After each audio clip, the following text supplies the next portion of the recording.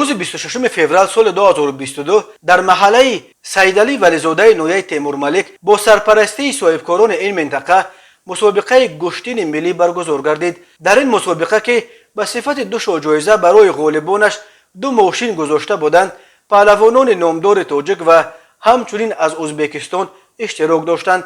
بنا به اطلاع سامانه خلوات ایجی، با طلب و درخواست مخلصان سید شاه پهلوان از نویه واسه و محمد پهلوان از نویه تیمورملک که در جریان این مسابقه هر کدام 4 نفری را مغلوب نموده بودند، برای یکی از این 2 جایزه به میدان دعوت شدند. در این رقابت پیروزی نصیب محمد شد. محمد توسط بلندگویک از کل مخلصان برای دستگیریشان اظهار منتداری نمود و با سخنانش مخلصان را دیگر باره به وجد آورد.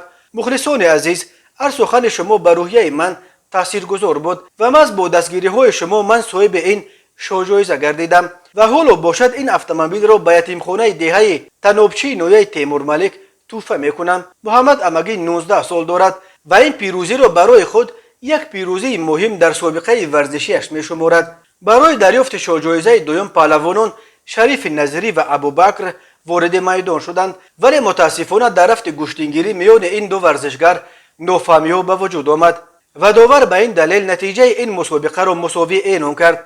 به این ترتیب جایزه دوم نصیب یگان پهلوان نشد.